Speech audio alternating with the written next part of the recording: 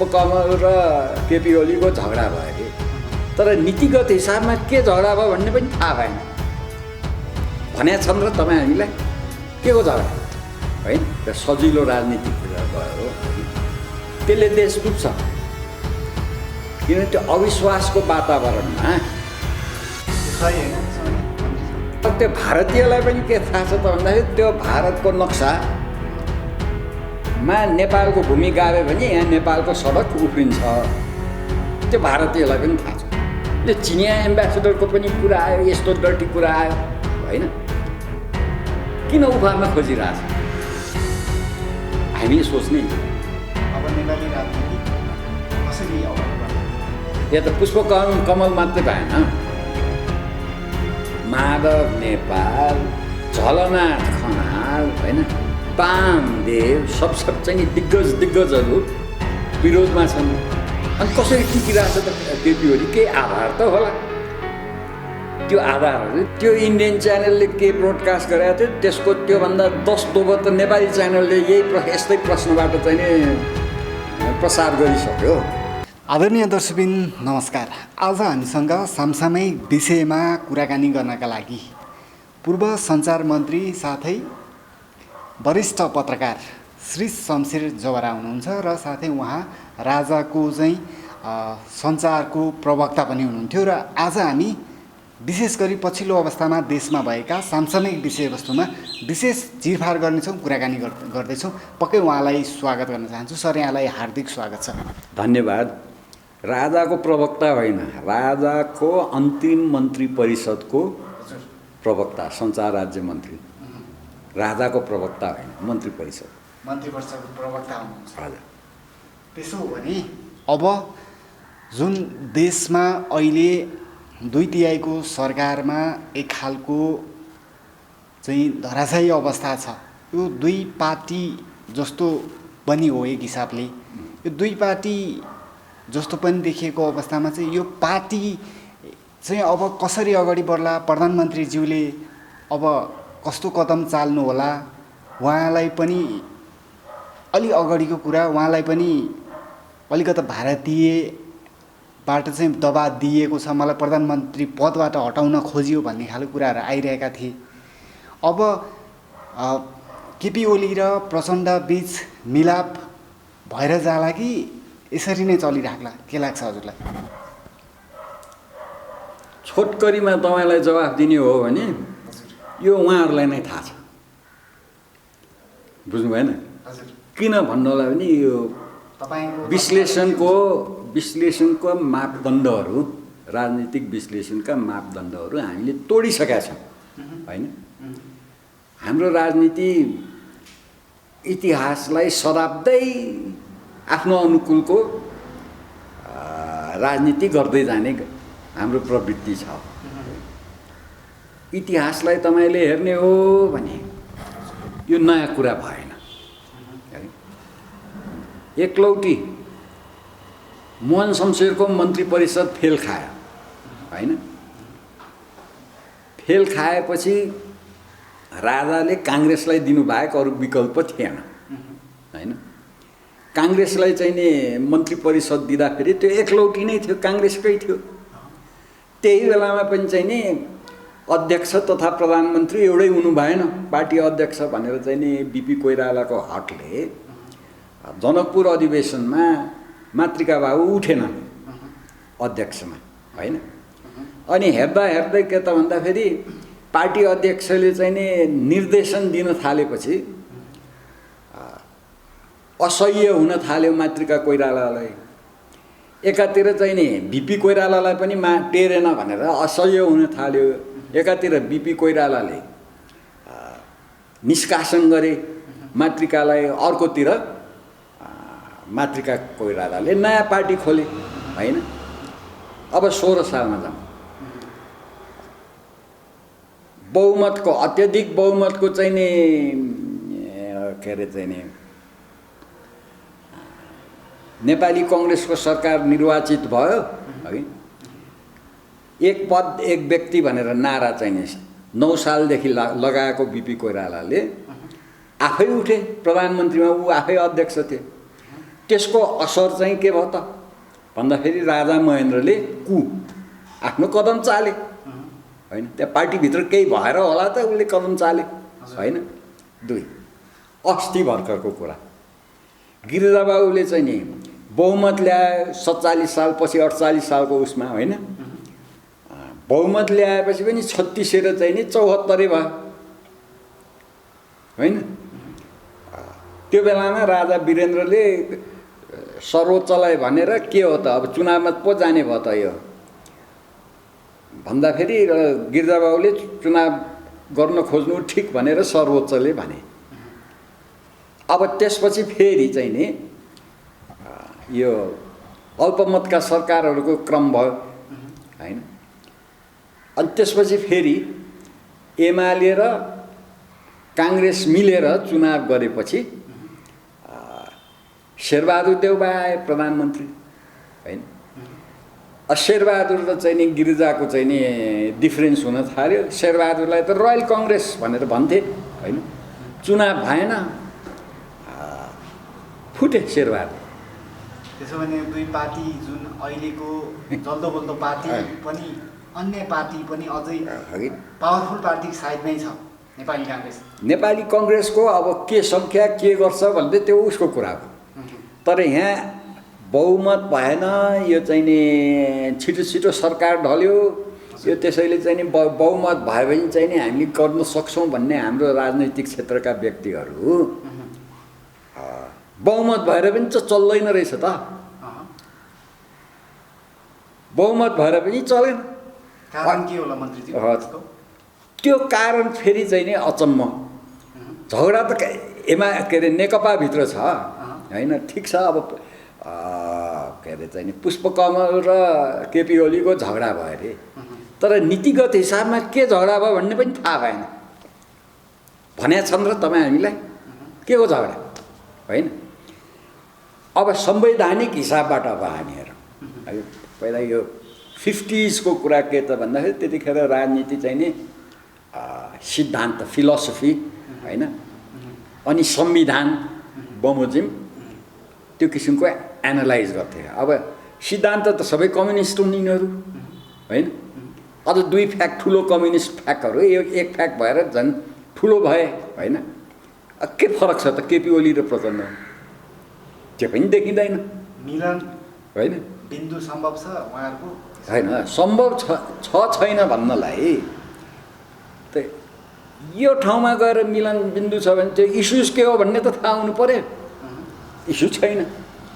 अब संवैधानिक हिसाबबाट हामी तपाईँले चाहिँ नि एनालाइज गर्ने हो भने ठिक छ त अब पार्टी बलियो हो भने निकालोस् केपी ओलीलाई। किन निकाल्दैन? उ सरिता गिरीलाई कसरी निकाल्यो? केन्द्रीय समिति बसेर ल यो हामीले निकाल्दियौँ त चाहिँ अटोमेटिकली संविधानको बमोजिम चाहिँ नि ऊ के अरे संसदमा हुँदैन होइन। निकालोस् न त। त्यो पनि गरेर देखिँदैन होइन। ल तै होइन। यहाँ त अब बाहिर आएको कुरा त्यही हो। म न अध्यक्ष छाड्छु न चाहिँ नि म के अरे चाहिँ नि प्रधानमन्त्री छाड्छु भन्ने केपी ओली भयो होइन। अब बाहिर निस्केको के त भन्दाखेरि एउटा पद छोड्ने कि या दुइटै जाऊ भनेर चाहिँ नि त्यो उनीहरूको मिटिङले त्यही भन्छ होइन। अब मिटिङै बस्दैन भन्छ। मिटिङ ठिक छ। यो त अझ 2-2वटा अध्यक्ष भएको पार्टी है। 2-2वटा अध्यक्ष भएको पार्टी। केपी ओलीले बोलायो भने त प्रचण्डले पनि बोलाए मिल्छ नि त होइन। मिलाएर चाहिँ निकालिदियो सिद्धि नि त। त्यो पनि गर्न सक्दैन। त्यो अचम्मको कुरा भएन। अब त्यसपछि के भन्छ नि अर्को प्रावधान छ संवैधानिक के त भन्दाखेरि यो अपरजट चाहिँ नि बन्द गरिएको सेसन होइन। 25% संसदकोले सही गर्यो भने त्यो बिउतिन्छ होइन। त्यही छ संवैधानिक प्रावधान। अब बिउताएर त्यहाँबाट चाहिँ नि अविश्वासको प्रस्ताव पारित गरोस् त्यो पनि गर्दैन होइन। के देखाउनलाई मात्रै हो? त्यसैले यो अब हामीले एनालाइज गर्नुपर्ने संवैधानिक हिसाबबाट या इडियोलोजिकल हिसाबबाट त यो भएन है।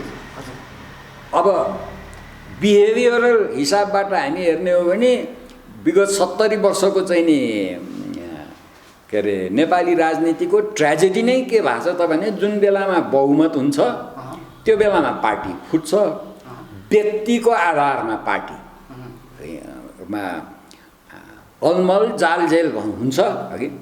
अब यो यसले कहाँ लग्ने भन्ने कुरा आयो अघि। अब नीतिको हिसाबमा हेर्दै भने त के नीतिमा यहाँ चाहिँ झगडा भएको छ त? कुनै नीतिमा झगडा भएको छ? त्यसैले यहाँ कसैले चाहिँ नि यो केपी ओलीले यसो अब जुन हिसाबले केपी ओलीले अडान ल्याएको छ अवश्य पनि के को बलमा भएको छ भनेर तपाईँ हामीले सोच्नुपर्छ। के को कि त चाहिँ नि संसदमा चाहिँ नि ऊ कमजोर भयो कि उसको पार्टीको मान्छेहरूले उसलाई भोट नदिने भयो कि त्यसैले चाहिँ नि छिटो डिजल्भ गर्यो कि भन्ने हो भने त्यो टेस्टै भएको छैन होइन। क्याबिनेट हिजो ईश्वर पोखरेलले ल जे पनि फेस गर्छौँ भनेको छ होइन। भनेपछि के को बलमा फेरि प्रचण्डले यो गरिरहेछ कमल के अरे या त पुष्पकमल मात्रै भएन, माधव नेपाल, झलनाथ खनाल होइन, वामदेव सब चाहिँ दिग्गजहरू विरोधमा छन्। अनि कसरी टिकिरहेछ त केपी ओली? केही आधार त होला, त्यो आधारहरू देखिएन। अब यही गोलमालमा चाहिँ मन्त्रीज्यू जुन भारतीय सञ्चार माध्यमले चाहिँ भनिरहेका छन् कि चिनिया सुन्दरी प्रयोग गरेर हामीमाथि चाहिँ एक खालको चलखेल गर्न खोजे भनेर एउटा चिनिया कि इन्डियन चाहिँ एउटा च्यानलले एउटा भिडियो पनि बनाएको थियो। त्यो हेर्नुहोस् है, त्यो इन्डियन च्यानलले के ब्रोडकास्ट गरेको थियो त्यसको त्योभन्दा 10 दोबर त नेपाली च्यानलले यस्तै प्रश्नबाट चाहिँ नि प्रसार गरिसक्यो है। त्यो भारतीय सन्दर्भमै हजुर। अब त्यो भारतीय च्यानलले गर्यो, त्यसैले चाहिँ नि अब इन्डियन ब्रोडकास्ट बन्द गर्छौँ भनेर भन्ने चाहिँ नि सरकारी जुन प्रयोजन त्यो कामै लागेन। नेपाली तपाईँले नै त्यही प्रश्न गर्नुभयो होइन। एउटा हामी तपाईँले चाहिँ के विचार गर्नु पर्यो भने केपी ओली पर्या बेलामा भारतवादी, पर्या बेलामा भारत विरोधी होइन। महाकाली सन्धिदेखि सबै गराउने पनि केपी ओली, यो नक्साको काण्डमा या नाकाबन्दीको काण्डमा ऊ भारत विरोधी होइन। सुहाउँदा फेरि चाहिँ नि भारत विरोधी, सुहाउँदा फेरि भारत समर्थक भनेर चाहिँ नि जसरी हाम्रो चाहिँ नि राजनीति र सजिलो राजनीतितिर गयो है, त्यसले देश डुब्छ। किनभने त्यो अविश्वासको वातावरणमा त्यो सही होइन। त्यसो भने मन्त्रीज्यू के जुन चाहिँ प्रधानमन्त्रीले चाल्नु भएको कदम अहिलेको चाहिँ सही गर्नु भएको छैन? प्रधानमन्त्रीले के कदम चाले र सही भन्ने कालापानी लिम्बिया धुरा जस्ता ठाउँमा का नक्साहरू अहिले ल्याइरहेका छन्। प्रधानमन्त्रीज्यूलाई त त्यो नक्सा ल्याउनु नै थिएन। कसले ल्याए? हामी त भुइँ अक्युपाई गर्छौँ, नक्सा किन चाहियो र भन्नेवाला हो प्रधानमन्त्रीले भनेका छन् होइन। प्रधानमन्त्रीलाई त्यो नक्सा ल्याउनलाई बाध्य गराउने त भारतै भयो। फेरि यो धेरै शङ्कास्पद कुरा भयो होइन। पहिला कुरा त के हिसाबले कुन बेला ताकेर भारतले त्यत्रो के भने 30 40 वर्षसम्म चाहिँ नि त्यो लिम्पियाधुरामा कालापानीमा बस्ने भारतले अहिले आएर किन चाहिँ नि पोहोर आएर किन त्यो नक्सामा ल्यायो? त्यो नक्सामा ल्याएर यहाँ चाहिँ नि नेपाली त उफ्रे अटोमेटिकली। हाम्रो भूमि चाहिँ नि के अरे चाहिँ नि भारतले आफ्नो नक्सामा गाड्यो भनेर यहाँ तल उफ्रे होइन। त्यो नेपाली चाहिँ नि राजनीति स्वाभाविक। भारत विरोध गर्न हाम्रो सडक च्याम्पियन है। त्यो आवश्यक थिएन होइन, आवश्यक थियो थिएनको कुरा भएन होइन। तर त्यो भारतीयलाई पनि के थाहा छ त भन्दाखेरि त्यो भारतको नक्सा नेपालको भूमि गाभ्यो भने यहाँ नेपालको सडक उफ्रिन्छ। त्यो भारतीयलाई पनि थाहा छ, बुझ्नु भएन एउटा, होइन? अनि त्यसपछि चाहिँ नि यो विवादै बन्द भयो, त्यो उफ्रियो सिद्धियो वार्ता, होइन? त्यसपछि सडक त 8 वर्ष लाग्यो रहेछ त सडक बनाउने। अनि त्यसपछि चाहिँ नि राजनाथ सिंहले गएर, त्यत्रो पावरफुल भारतीय मन्त्रीले गएर उद्घाटन गरे त्यो। भनेपछि भारतीय मिडियाले त्यसको आकर्षणमा त्यो बाटोतर्फ चाहिँ नि हाम्रो नेपालीलाई पनि देखायो, होइन? अनि नेपाली फेरि उफ्रे यहाँ, हे बाटो बनाए भनेर चाहिँ नि 8 वर्षपछि बाटो बनाए भनेर भने, होइन? भारतको नै छ त्यहाँनिर चल्छ, होइन? सुन्नुहोस् न, अब हामीले एनालाइज गर्ने यसरी, होइन? अब त्यहाँ अब यहाँ नेपाली उफ्रे है, अब हामी पनि के गर्ने, ल वार्ता गर्ने, उ गर्ने, ल हामीले पनि हाम्रो दाबी गर्ने, यहाँ चाहिँ नि सबै अब कन्सेन्सस भयो पोलिटिक्समा, होइन? यसको चाहिँ नि यो गर्ने भनेर चाहिँ नक्सा लगा भनेर भने, होइन? नक्सा ल्याए, होइन? नक्सा ल्याएपछि त्यहाँको जर्नलले चाहिँ यो चिनियाले उफार्यो भनेर भने, होइन?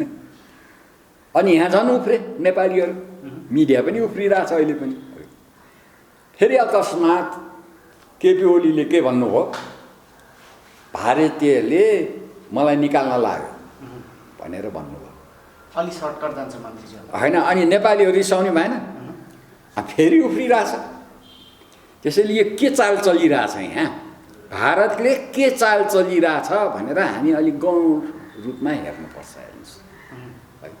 त्यसमा त्यो चिनिया एम्बेसेडरको पनि कुरा आयो, यस्तो डर्टी कुरा आयो, होइन? किन उफार्न खोजिरहेछ, हामी सोच्ने यो। अब नेपाली राजनीति कसरी अगाडि बढ्ला के देख्नुहुन्छ? हेर्नुहोस्, म त यो राजनीति हामी ओह्रालो जाँदैछौँ भनेर कराएको विगत 15-20 वर्ष भयो। त्यसो भने पूर्व राजाले पाइला टेक्नै लागेछ राजनीतिमा, जनता आए राजा आउनुपर्ने हो। आवश्यक पर्यो भने ढुङ्गा पनि बोल्छ भनेर भन्नुभएको छ उहाँले अन्तर्वार्तामा। ठिक, राजाको बोल्ने दिन आऊ, त्यसो भने अब बोल्न त महाराजधिराज बोलिराखिबक्स्या छ, जुन राजा आऊ भनेर कराउँछन् नि, सिंहासनबाट नै बोल्ने दिन आऊ, त्यो जनताको इच्छा। जनता त्यसरी आउनु पर्यो नि त, जनता त्यसरी आउनु पर्यो, बुझ्नु भएन? अब यो के भने राजा आऊ देश बचाऊ, राजा आऊ, जनता हो। राजाले के भनेका छन्, जनता आऊ देश बचाऊ, राजाले त्यो भनेका छन्, है? पोहोर कहाँ परासीतिर हो क्या अरे, उही राजा आऊ देश बचाऊ भन्ने राजावादीको हुलमा माइकै थमाइदिएछ महाराजधिराजलाई। महाराजधिराजले के हुकुम भएको छ, तपाईँहरू मिलेर आउनुहोस्। त्यो हुकुम खोइ त्यो मिल्यासिल्या देखिन्छ र म त देख्ने, होइन? सडक त अब एउटा के भन्छ नि, नेभी सङ्घको हुल, ओली समर्थकको हुल, अखिलको हुल, राजावादी हुल, होइन? सबै किसिमको चाहिँ नि अभियन्ताहरूको हुल, होइन? अब हुँदा नागरिक समाजको हुल, है? सबै सडकैमा छ अब त। अब त्यो संसद चाहिँ प्राय निष्क्रिय जाम भयो, यो संविधान त काम लाग्दैन नै, है?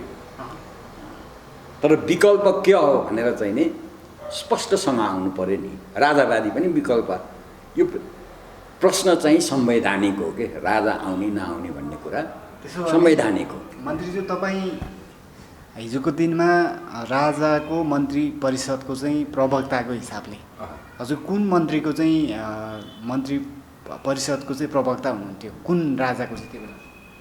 ज्ञानेन्द्र सरकारकै हो त। त्यसो भने उहाँको चाहिँ नेपाललाई हेर्ने दृष्टिकोण, नेपाललाई समृद्ध बनाउने दृष्टिकोण चाहिँ कस्तो खालको छ, उहाँको भिजन चाहिँ कसरी चाहिँ उहाँले भिजनाइज गर्नुभएको छ नेपाललाई? उहाँ पनि नेपालको एउटा पूर्व राजा र नि एउटा देशको नै एउटा समृद्ध बनाउनमा उहाँहरूको लामो योगदान रहेको छ। कस्तो छ उहाँहरूको भिजनाइ? अब तपाईँले धेरै लामो धेरै गहिरो प्रश्न सोध्नुभयो, एउटा कुरा, म राजाको प्रवक्ता होइन।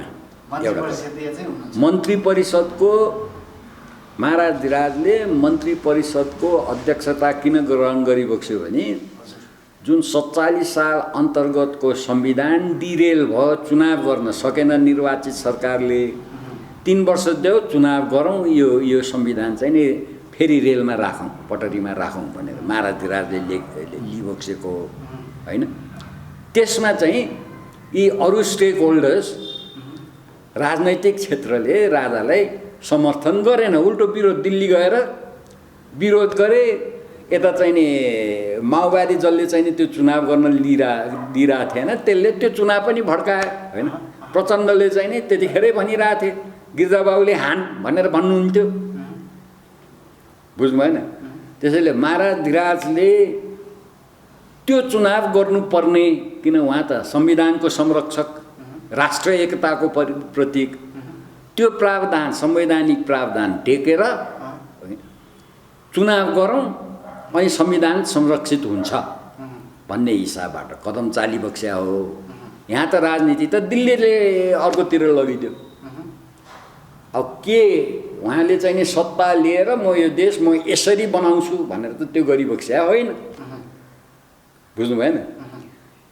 उहाँले एउटा संवैधानिक बाध्यता, एउटा चाहिँ त्यो 47 सालको संविधानमा एउटा ठाउँ दिएको थियो, यो संविधानको त संरक्षकै, त चाहिँ नि राष्ट्र एकताको प्रतीक। उहाँले आफ्नो काम गरिबक्स्यो। अब त्यो खालको सहयोग यी राजनैतिक क्षेत्रले गरेन, उल्टो दिल्ली गए। अनि उहाँले बक्स्यो, ल गर नि त। यहाँ यो चाहिँ नि त्यो वैशाख 8 गते त्यतिखेर एउटा चाहिँ नि विदेशी पत्रकार आएको थियो र राजाले संविधानको संरक्षण गर्न खोजिबक्स्यो, फेरि खाइबक्स्यो। अब यिनले त्यो संविधानको संरक्षण गरून् न भनेर मैले भनेको छु। एपी हेर्नुहोस् त्यतिखेर होइन, गर्न सके त यिनले त्यो संविधानको संरक्षण गरेनन् नि होइन, उल्टो च्यातिदे आफूलाई सुहाएन भनेर। अनि यो खालको संविधान आयो होइन। अब यो संविधानले के भन्यो त भन्दाखेरि अहिलेको नेताहरूलाई नयाँ सामन्ती बनायो, उहाँहरूले आफूलाई संविधानभन्दा माथि राखे। अहिलेको अवस्था यो अवश्यम्भावी थियो। न केपी ओलीको पार्टीले संविधान यो हो हामी यो गर्छौँ भन्न सक्छ, न केपी ओलीले संविधान यो हो हामी यो गर्छौँ भनेर भन्छ। जाम भयो फेरि संविधान। कुरा चाहिँ यो। त्यसो भने अब लगभग अन्त्यमा छौँ मन्त्रीज्यू, र अब नेपालमा कस्ता खालको परिवर्तन आउला नेपाली राजनीतिक जगतमा? हेर्नुहोस् है, सडकमा सबै थरी छन् भनेर मैले भने नि। नेपालीले आफू सम्हालिने हो भने आज बिहान एउटा चाहिँ नि प्रजातन्त्रवादी संविधानविदले राजनीति त बिहेभियरल रहेछ है, व्यवहार हो, राजनैतिक व्यवहार सुध्रिनु पर्यो। संविधान आफैमा चाहिँ त्यो न सुध्रिया हुन्छ न बिग्रिया हुन्छ। आज बिहान एउटाले भने है। यो कुरा चाहिँ नि सबै नेपालीले के बुझ्नु पर्यो भने हाम्रो राजनैतिक व्यवहार सप्रिनु पर्यो। संविधान चाहिँ नि त्यो सप्रिया संविधान हुन्छ।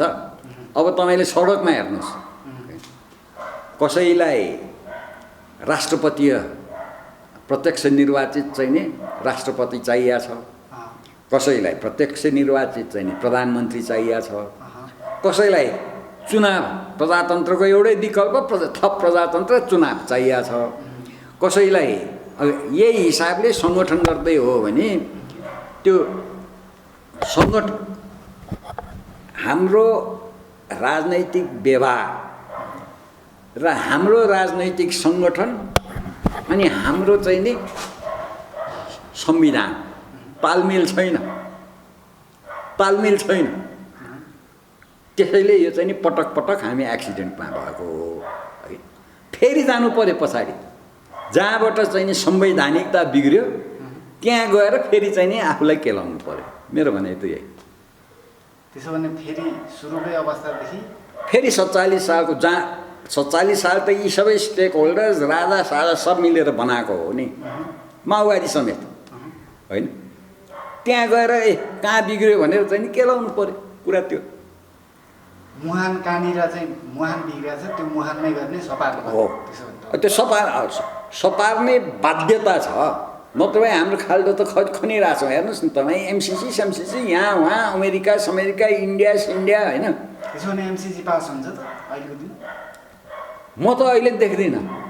त्यसमा पनि खतरा छ। एमसिसी पास भए पनि एमसिसी फेल भए पनि त्यसमा पनि नेपाललाई खतरा छ। दुइटै काङ्ग्रेस र कम्युनिस्ट दुइटैले आफ्नो आफ्नो बेलामा सही गरेको अमेरिकी एडको प्रस्ताव त यहाँ लागू हुँदैन। बुझ्नु भएन? पास भए पनि पास नभए पनि अमेरिकी यहाँ इन्ट्रेस्ट खलबलियो एउटा, वेस्टर्न इन्ट्रेस्ट भनौँ न है। चाइनिज इन्ट्रेस्ट खलबलियो, यस्तो चाहिँ नि ल्याउन लागेको छ यी दुइटैले होइन। इन्डियन इन्ट्रेस्ट खलबलियो, चाइनिज चाहिँ नि ल यस्तो त्यस्तो डर्टी चाहिँ नि के अरे प्रचार ल्याए होइन। हामी त हाम्रै प्रधानमन्त्रीले इन्डियाले मलाई निकाल्न खोजिरहेछ भन्ने यो विदेशी इन्ट्रेस्टहरू यसरी चाहिँ नि हाम्रो राजनीतिले वेलकम गर्यो। यो संविधान अन्तर्गत सजिलो भयो। यसले हाम्रो देशलाई राम्रो गरेको छैन, गर्नै सक्दैन। अन्त्यमा आम दर्शक श्रोताहरूलाई के भन्न चाहनुहुन्छ? सचेत हुनुहोस्, सडकमा आउनुहोस्, सही दिशा लिनुहोस् भन्छु म। 47मा जाम। यसलाई 47मा गयो भने चाहिँ देश समृद्ध हुन्छ होइन। यो सचेतताले आफ्नो चाहिँ नि राजनैतिक प्रतिनिधिहरू सही किसिमले छान्ने अवस्था हुन्छ। पार्टीहरू सच्चिन अवस्था के अरे बाध्य हुन्छ है। नत्र भए चाहिँ के त भन्दाखेरि नेताहरूले पार्टी जता जता डोरायो त्यता जनता जाँदै गयो भने यो खाल्डोमा पुगिसक्यौँ हामी। खाल्डोमा पुगिसक्यौँ। अब त्यो अब खस्ने मात्रै बाँकी छ। यो अहिले हेर्नुहोस्, अहिले अन्तर्राष्ट्रिय वातावरण हेर्नुहोस् है। इन्डियाको ताल हेर्नुहोस्, चाइनाको ताल हेर्नुहोस्, अमेरिकाको ताल हेर्नुहोस्, अनि हाम्रो चाहिँ नि बिथोलिएको राजनीति हेर्नुहोस्, अनि हाम्रो चाहिँ नि कमजोर भएको अवस्था हेर्नुहोस्। कहाँ जाँदैछौँ अनि त्यसैबाट देखिन्छ।